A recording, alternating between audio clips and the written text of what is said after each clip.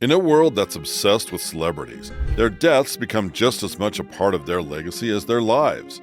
From scandalous secrets to shocking murders, the demise of these stars has been the stuff of legends. Let's find out.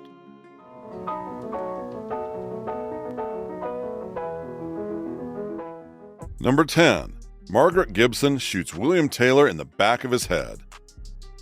This Hollywood star was a triple threat: actor, director, you name it. But on a fateful day in 1922, tragedy struck. William Desmond Taylor's trusted chef stumbled upon him lying lifeless on the floor, a bullet hole in the back of his head. And just like that, the public latched onto every juicy detail, spinning wild conspiracy theories as fast as possible. One neighbor claimed they saw a shadowy figure skulking away from Taylor's home the night before his untimely demise. The first suspect was Edward Sands, Taylor's former valet who was fired for stealing. Next was Charlotte Shelby, an ex-stage star and mom to Mary Miles Minter, a young actress with a crush on Taylor. It was a tangled love triangle, and it turned out that some of Minter's belongings were still at Taylor's place. Charlotte Shelby wasn't too pleased about their relationship and conveniently owned a gun matching the murder weapon's description. Coincidence? Maybe not. Despite the intense questioning and Minter's career taking a nosedive, Taylor's killer remained at large. That is, until decades later, when a silent film star, Margaret Gibson, dropped a bombshell confession on her deathbed. She confessed to killing the director, and then shortly after, passed away. But no one had even considered her a suspect before. The police hadn't bothered to question her, and there wasn't a shred of evidence tying her to the crime. So, can we take her confession at face value, or is it just the ramblings of a woman at death's door? Number 9. The autoerotic death of Albert Dekker. He wasn't just a big shot in Hollywood. Albert Dekker dabbled in politics too. Can you believe it? From 1944 to 1946, he was working as an assemblyman for the 57th District. But Dekker wasn't exactly shy about speaking his mind, especially when it came to Senator Joe McCarthy. He took a jab at Joe, and guess what? It cost him big time. He faced 9 years in the wilderness, blacklisted by all the big studios in Hollywood. But hey, he bounced back like a champ when Warner Brothers decided to throw him a lifeline in 1955. And just like that, he was back in the limelight. But on May 5, 1968, things took a dark twist for the actor. His girlfriend walked into their Hollywood pad and found Dekker in the tub. He was lifeless, cuffed, blindfolded, and with a noose around his neck tied to the shower curtain rod. And wait, there's more. A ball gag in his mouth and needles in his arm. And get this, red lipstick scrawlings all over his body.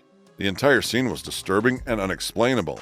Now here's where it gets murky. Reports couldn't make up their mind if he was nude when he was found or dressed in lingerie. Plus, stuff went missing from the scene, like money and camera gear. No forced entry though. Initially, they chalked it up as a suicide, but something didn't quite add up. It was like something straight out of a noir flick, mysterious, bizarre, and begging for answers. The coroner began digging into the death of the celebrated star, and what they found was anything but ordinary. Initially tagged as a suicide, they uncovered evidence pointing to accidental asphyxiation, a troubling case of autoeroticism gone wrong. But not everyone bought this explanation. Turns out, Albert Dekker wasn't just wrestling with his demons, he was battling an addiction to Dr. Max Jacobson's notorious amphetamine cocktails. For me. With a gift card even, saying, "Hail my heart's delight, and farewell." Number 8. Natalie Woods slips and falls to her death. This Hollywood starlet had 3 Academy Awards under her belt by the tender age of 25. Natalie Wood was on top of the world, charming audiences in Miracle on 34th Street and West Side Story. But her fairy tale life took a dark turn in 1981. It all went down during a fateful boating trip with her husband, Robert Wagner. At first, authorities chalked up Natalie's death to a tragic accident. But media rumors and accusations of foul play refused to die down, and in 2011, the case was reopened. That's when Dr. Michael Franco spoke up, a young medical intern who smelled something fishy. When Natalie's lifeless body surfaced, it was a horror show. Bruises, scrapes, head wounds, you name it. Franco wasn't the only one buying the accident narrative. He suspected criminal activity and suggested that someone gave Natalie a nudge into the water. On the other hand, Captain Dennis Davern, skipper of the boat, recalls a heated spat between the couple that night. When he tried to figure out what was going on, Wagner told him that it was none of his business. Natalie's sister, Lana Wood, didn't buy Wagner's innocence either. She said that Natalie was afraid of Deepwater and presented their rocky past as allegations. But Natalie's daughter, Natasha Gregson Wagner, sings a different tune. She supports Wagner and shoots down accusations against him as outrageous and completely unacceptable. Natasha's got faith in her stepdad's undying love and devotion to her mom. But several decades later, investigators are still no closer to determining exactly what happened. If you thought that was strange, just take a look at Number 7. The mysterious death of Paul Byrne. Paul Byrne was one of the people who made Metro-Goldwyn-Mayer what it is today. He wore many hats: director, producer, and even screenwriter. He crossed paths with the dazzling Jean Harlow in the 1930s. She was the ultimate symbol of seduction of the era. Sparks flew, headlines blazed, and before you knew it, they were head over heels for each other. With Byrne's pull at MGM, he got MGM to snag Harlow's contract from another studio. Both of them benefited from this agreement, and they decided to tie the knot in July 1932. But tragedy struck just 2 months later. On September 5th, Byrne was found dead in their Beverly Hills home with a bullet to the head. Authorities quickly labeled it a suicide, pointing to damning evidence at the scene. They found a gut-wrenching note from Byrne to his beloved Harlow. He was extremely sorry for what he had done, but wanted to end his pain once and for all. Police were struggling to find a motive for the act, and soon rumors began to fly that Byrne struggled with feelings of inadequacy in the bedroom. This secret shame may have pushed him to the brink. Even the staff revealed that the man was tormented by his inner demons. But turns out, there might have been some shady business surrounding the hours leading up to Byrne's tragic end. Instead of dialing 911 as soon as possible, the household staff waited quite a while. They even reached out to MGM big shots like Whitney Hendry and Howard the Fixer Strickling. It took a solid 2 hours before the cops were finally in the loop. Could there have been some behind-the-scenes tampering to protect Harlow's rep and keep MGM's hands clean? That's when police began to suspect Dorothy Millett, Byrne's former flame from New York. Turns out, they never officially called it quits. Even after Byrne left for California and Harlow came into the picture, Millett's mental health took a hit, landing her in a psychiatric hospital while Byrne was living the Hollywood dream. Investigators managed to find letters where Millett talks about meeting in San Francisco. To make matters worse, the household cook claims to have spotted a mystery woman prowling around their home that night. Later, she stumbles upon some drained glasses and a swimsuit that wasn't Harlow's. All signs pointed to the pair meeting up. As soon as news hit that Byrne had breathed his last, Millett vanished from the Plaza Hotel in San Francisco. She hopped aboard a Delta King riverboat and was never seen again. Witnesses swear they saw her topside, shedding tears and staring into the abyss. But when the boat docked, she was gone without a trace. A week passed with no news, and then suddenly her body floated up in the Sacramento River. Rumor has it that Millett made a beeline for Beverly Hills and ended Byrne's life. She then hightailed it back to San Francisco, where she met her tragic end. Police assumed it was either out of guilt or to dodge the heat. Some people speculate that Byrne's will, with Harlow as the sole beneficiary, pushed Millett over the edge. But given her history of mental health, it's just as likely that the shock sent her on a downward spiral. So what's the truth? Was this a classic case of lover's revenge or just a tragic chain of events? Nobody knows for sure. Number 6. Thomas Ince meets his end on a yacht. Thomas Ince is often hailed as the pioneer of the film industry, earning the title of the first film tycoon. Back in 1912, after trying his hand at acting and directing, he decided to carve his own path. He established Inceville, a sprawling film studio nestled in sunny Los Angeles, California. It wasn't just any studio. It had stages, offices, commissaries, dressing rooms, props, you name it, Inceville had it. He had set the gold standard for film production. He went on to leave a lasting mark on Hollywood by founding Triangle Studios, Paramount Pictures, and MGM. He produced over 800 films during his lifetime, but what truly set Ince apart was his knack for innovation. He wasn't content with the status quo, he revolutionized filmmaking. But soon the big shot producer found himself in a tight spot financially. Salvation seemingly came knocking in the form of a deal with media tycoon William Randolph Hearst. On his birthday, Ince was invited to Hearst's yacht party, trying to meet stars like Charlie Chaplin and Marion Davies. But rumor has it that Ince suddenly fell ill with a severe case of indigestion right after dinner. He rushed off the yacht and caught a train to a nearby hotel. Holed up in his hotel room, his condition took a nosedive. Within days, he was gone. To the public's surprise, his body was cremated immediately.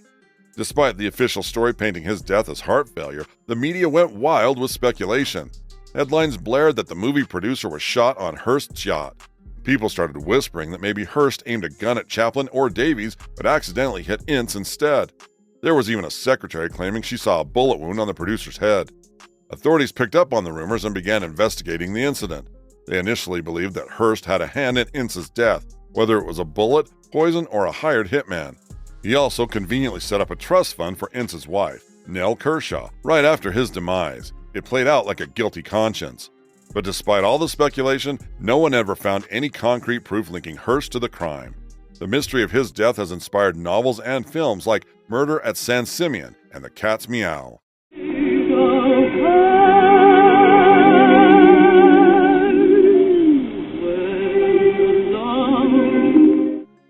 Number 5.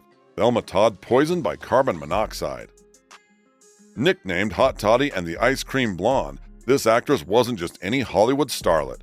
She was a powerhouse with around 120 films under her belt. She had lit up the screen with comedy gold alongside legends like Laurel and Hardy and the Marx Brothers. But Elma Todd wasn't just about the glitz and glamour of Hollywood. She had a knack for business too. She and her lover, director Ronald West, opened up the Sidewalk Cafe in L.A. The weirdest part was that they were in shared ownership with West's wife, Jewel Carmen. They even shared a roof, living in a duplex right above the cafe. It was a complicated setup and was bound to not end well. Rumor has it Carmen turned a blind eye to West's fling with Todd, but West wasn't too keen on Todd's other romantic escapades. On December 16, 1935, Hollywood was rocked to its core as the news broke. Elma Todd, just 29, was found dead in her car, snugly parked in West's garage. The engine was humming and the garage was locked up tight. And to make matters worse, Todd had a busted nose, cracked ribs, and some suspicious bruises around her neck. Cops investigated and found out that she'd been out cold for at least 12 hours. The coroner's verdict: carbon monoxide poisoning. The night before, Todd had been out with her friends in town at some Hollywood eatery. Sometime past 2 a.m., she headed home, only to find herself locked out. Rather than waking up West and Carmen, or perhaps unable to, she decided to spend the night in her car. Maybe she just wanted to warm up and ended up dozing off. But it wasn't that simple. The authorities knew that something was wrong, and the bruises weren't self-inflicted. Just 3 months after Todd's tragic demise, a pair of criminals were nabbed in New York for harassing her. They called her over the phone and demanded a hefty sum of $10,000 or else. But what would a couple of nobodies want with her? Apparently, Todd had some shady ties. She had gotten tangled up with none other than mobster Lucky Luciano. There were even instances of him beating and drugging her. He had even tried to strong-arm her into letting him set up a casino in her joint. But that's not it. On the night Todd passed away, eyewitnesses spotted her locking horns with her not-so-friendly ex, Pat DeChico. He also had some pretty shady connections in the underworld. And let's not forget about Roland West and Jewel Carmen, her living partners and business co-owners. They had more than a few fingers pointed their way in suspicion. Despite the laundry list of folks who might have had it out for her, Todd's death was officially labeled a suicide. But when you start digging into Todd's life, it's clear she had her fair share of demons. She was forced into the limelight by her mom's beauty pageant dreams, and had even endured abuse from her old man. Eventually, she found herself in a whirlwind of addiction. Diet pills and booze were her constant companions.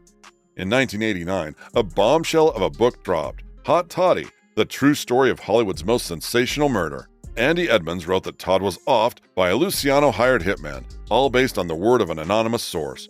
But was this in fact the truth? Or an attempt to sensationalize an already dramatic incident? Let us know in the comments, and subscribe so you don't miss out on the latest updates. Number 4. The alleged assault of Virginia Rappe. On September 5, 1921, Virginia Rappe's Hollywood dreams were dashed by a scandal that shook Hollywood to its core. Instead of fame and fortune, she's now forever linked to the sensational trials revolving around her assailant. The name of Roscoe Fatty Arbuckle has gone down in history. Arbuckle threw a wild party at San Francisco's St. Francis Hotel, a Labor Day blowout with a massive guest list. Amidst the chaos were Virginia Rappe, just 25 at the time, and her buddy Bambina Maud Delmont. Things were going great, and everybody seemed to be having a good time. But fast forward to the next morning, and Rappe's lifeless body was discovered in a nearby room. Her bladder was busted open, and her peritoneum was inflamed. Here's where it gets a bit complicated. Someone who knew Rappe claimed she battled bladder issues worsened by her love for alcohol. Then there were whispers about her past struggles, rumors of venereal disease and multiple abortions. These could have contributed to her condition, but how did it happen so quickly? Her friend Delmont had a different story to tell. She pointed her finger straight at Arbuckle, alleging a brutal assault that left her friend in agony. According to Delmont, after a few drinks, Arbuckle dragged Rapp into another room and shut the door tight. Soon, screams echoed through the hotel, and when Delmont burst in, she found Rapp in agony. The actress was writhing in pain and accused Arbuckle of hurting her. And just like that, Virginia Rapp's story became a headline in one of Hollywood's most scandalous sagas. On the other hand, Arbuckle's side of the story was completely different. According to him, Rapp had a couple of drinks, and then things took a turn for the dramatic. She reportedly started freaking out, ripping off her clothes and gasping for air. Eventually, she made a beeline for the bathroom to empty her stomach. She was with her friends who escorted her to another room to rest. When her condition worsened, they called in the doctor, and Arbuckle swore up and down that he and Rapp were never alone together during the whole ordeal. But there's more to this mystery. Delmont, the woman pointing fingers at Arbuckle, wasn't exactly a poster child for credibility. She had an extensive rap sheet and had a knack for fraud and extortion. She had even earned herself the colorful nickname Madam Black. There were also whispers around the party that hinted at her cooking up a blackmail scheme involving Rapp's shredded garments. During a testimony, she kept flip-flopping between claiming a lifelong friendship with Rapp and insisting they barely knew each other. Arbuckle's legal squad came prepared, though. They had medical records in hand, laying bare Rapp's past health troubles. They even pointed out a glaring lack of bruises and any telltale signs of foul play on her body. They floated the idea that Rapp might have been grappling with the aftermath of a botched abortion procedure. Even the doctor who checked her out testified that there was no evidence of any physical assault. On top of that, Rapp's friends also testified. They revealed that she'd had similar belly aches before and had a knack for disrobing when the booze flowed freely, just like Arbuckle had described that night. Despite 2 trials ending in a deadlock, Arbuckle's name was tarnished beyond repair. He couldn't catch a break and never returned to the big screen. So what did he do? He changed his name to William B. Goodrich and faded into the shadows. He continued working behind the scenes as a low-key director for the rest of his days.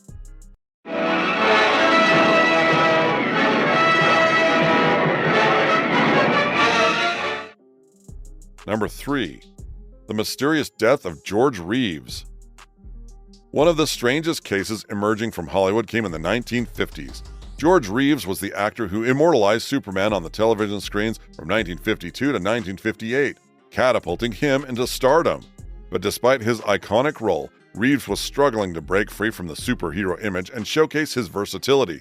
He tried to break away by leaving the show, hoping to create and star in his own series. However, a tempting offer lured him back into the Superman universe.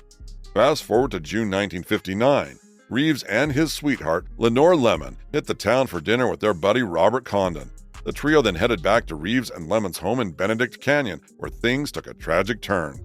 The actor hit the hay while Lemon decided to liven up the place with a spontaneous party. He was joined by Condon and neighbors William Bliss and Carol Van Ronkel, but when the noise roused Reeves from his slumber, he shuffled downstairs to voice his complaints. But soon, he joined in on the fun and shared a drink with the crew. And then out of nowhere, a gunshot pierced the air from upstairs. Bliss dashed to investigate, only to find Reeves lying lifeless on the bed.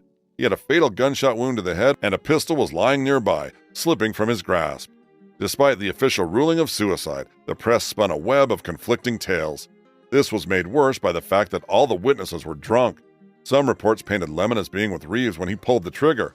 They said that she hastily ran downstairs, ordering everyone to tell the police she had been with them. Another article claimed that before Reeves headed upstairs, Lemon ominously predicted his fate to the guests. But there were several peculiar twists in George Reeves' tragic end. First of all, there were no fingerprints found on the pistol. Even stranger, despite witnesses swearing they only heard a single shot, forensic examination revealed 2 bullets lodged in the floor. The fatal bullet that claimed Reeves' life was plucked from the ceiling above. Adding to the mystery were unexplained bruises on his face and chest. Despite the puzzling evidence, there were no signs of a break-in or any trace of another person in the room. This meant that the case was ruled out as a suicide, but not everyone was buying it. Reeves' close circle, including actor Rory Calhoun, weren't sold on the suicide narrative. In fact, he even said that no one in Hollywood believed the suicide story. Lemon painted a picture of Reeves grappling with career woes and depression, but those who knew him best countered, insisting he showed no suicidal behavior or thoughts. In a bold move, Reeves' mother finally pushed for a reopening of the case, suspecting foul play. Fast forward to 1996, and the book Hollywood Kryptonite by Sam Kashner threw a curveball, suggesting Reeves' demise was orchestrated. The film studio bigwig, Eddie Mannix, was rumored to have ties to the underworld. It was also revealed that Mannix's wife, Toni, had been entangled in an affair with Reeves from 1951 to 1959. This was just mere months before his demise, but none of this changed the minds of the courts, and the initial ruling stayed intact. Number 2. The brutal slaying of Elizabeth Short. On January 15, 1949, Betty Bersinger strolled down Norton Avenue in Los Angeles, minding her own business. But then something caught her eye in an empty lot, a sight so disturbing it sent chills down her spine. At first glance, she mistook the figure for a lifeless mannequin. Moving closer, she realized it was a severed corpse sprawled out before her eyes. Bersinger raced to alert the authorities of the gruesome find. The victim was none other than Elizabeth Short. Her body had been split clean in two at the waist, and parts of her were missing. Yet amidst the grisly scene, a puzzling absence. No traces of blood in sight. This meant that the body had been meticulously scrubbed clean before being left on Norton Avenue. Identification came swiftly thanks to Short's fingerprints, and on January 16th, an autopsy laid bare the harrowing details. Signs of bondage and torture mutilated her form, with the official cause of death attributed to cerebral hemorrhage and shock. With a hunt for answers underway, the LAPD cast a wide net, hoping to unearth more about the victim's past. Bit by bit, details about Elizabeth Short emerged. She was a newcomer to the glitz and glam of Los Angeles. She had arrived in July 1946, hustling as a waitress while chasing her Hollywood dreams. She lived in a tiny rented room tucked away behind the Florentine Gardens nightclub on Hollywood Boulevard. She quickly became infamous as the Black Dahlia. This nickname was bestowed upon her by the press owing to her jet black locks and penchant for dark attire. Fast forward to January 24th, and a mysterious package surfaced, addressed to multiple newspapers. Inside, a cryptic letter fashioned from newspaper clippings proclaims, "Here are Dahlia's belongings." It was accompanied by Short's birth certificate, snapshots, business cards, and a roster of names scrawled on bits of paper. All of them had been meticulously cleansed with gasoline, mirroring the entire method used to cleanse Short's remains. The sinister package painted a vivid portrait of the killer's meticulous planning. Police set about contacting scores of men listed in Short's address book, but most claimed only fleeting acquaintance with her. As suspicion simmered, law enforcement turned their gaze towards the medical community, considering the precision of the cuts. But despite exhaustive interviews and background checks, the case remained as mysterious as ever. But the saga doesn't stop there. Her tragic story continued to grip the public's imagination, becoming the stuff of legend and lore. It inspired a slew of books and movies, blurring the lines between fact and fiction. Take James Ellroy's The Black Dahlia in 2008, for instance. This gripping novel, meticulously researched and richly detailed, plunges readers into the heart of the investigation. And in 2006, it made its way to the big screen, with Mia Kirshner stepping into the role of Short. But despite decades of scrutiny, the case remained a mysterious puzzle, with many suspects and theories swirling around. Believe it or not, there's been a parade of people confessing to the crime, but most of those claims have crumbled under scrutiny, leaving investigators scratching their heads. Some internet detectives have even drawn connections between the Black Dahlia murder and the Cleveland Torso murders from the 1930s. And let's not overlook Gene French. His brutal death in LA just days after Short's murder fueled speculation of a sinister connection. Now here's where things get murky. Leslie Short, a figure close to Elizabeth, found himself in the hot seat during the initial investigation. Yet, due to some simple clerical errors, he slipped through the cracks. This left many to wonder if there was more to the story, maybe even a police cover-up. Former LAPD detective Steve Hodel dropped a bombshell with his true crime book, Black Dahlia Murder, A Genius for Murder. He dished out the details of the case and threw his own father into the mix as a potential culprit. But despite many theories and finger-pointing, Elizabeth Short's murder remains unsolved to this day. Moving on, this last case left the world in a state of shock. And it was... Funny. Don't you know that a man being rich is like a girl being pretty? You might not marry a girl just because she's pretty. But my goodness. Number 1. The infamous case of Marilyn Monroe. The iconic era of the 1950s and early 1960s was all about the sex appeal of Marilyn Monroe. From a tumultuous upbringing in foster homes and orphanages, she soared to stardom. Monroe quickly graced the screens as leading actress and fashion icon. With her alluring nude shots and irresistible charm, she embodied the evolving perceptions of sexuality in the media. But beyond the glitz and glamour lay a more intricate reality. Monroe battled inner demons of depression, anxiety, and chronic insomnia, alongside a reliance on prescription drugs and alcohol. Her psychiatrist, Dr. Ralph Greenson, played a dubious role in prescribing medication despite the risks. And her marriage to Joe DiMaggio, it was far from a fairy tale and was tainted by jealousy, possessiveness, and instances of extreme abuse. Adding to her struggles, Monroe rebelled against the stereotype of the ditzy blonde bombshell. She yearned for recognition as an artist, not merely an object of desire for the masses. In her own words, she said she wanted to be an artist, not an erotic freak. She desperately tried to shred her image and hated being sold to the public in a sexualized way. Then tragedy struck on August 5, 1962, just months after her unforgettable happy birthday performance for President John F. Kennedy. Monroe was found lifeless in her Los Angeles home at the age of 36. The case broke all the headlines as authorities descended on the scene and surrounded the site. They discovered the star lying under a sheet in her bed, surrounded by pill bottles. It looked too easily explainable, hinting at a possible overdose. However, none of her closest friends could believe she would have taken her own life. They said that on August 5th, just before she passed away, she seemed to be in high spirits. The actress was chatting happily with friends, showing no signs of distress or suicidal thoughts. During the autopsy, investigators found alarmingly high levels of barbiturates in Monroe's system, suggesting a possible overdose. But it wasn't as simple as that. The mystery deepened when they found no pill fragments in her stomach upon closer examination. Not a single trace of any pills to suggest that she had ingested any drugs. Of course, this sparked a whole realm of conspiracy theories. Some theories revolve around Monroe's alleged affairs with President John F. Kennedy and his brother, Attorney General Robert F. Kennedy. According to some accounts, Monroe's threats to reveal these relationships could have spelled trouble for the Kennedys. Others suggest Monroe had sensitive government information from the Kennedy brothers recorded in her diary. This made her a potential liability for the government that needed to be silenced. But in 2019, private investigator Becky Altringer dropped a major bombshell on the case. According to his investigations, he believed that Marilyn Monroe's death wasn't a suicide.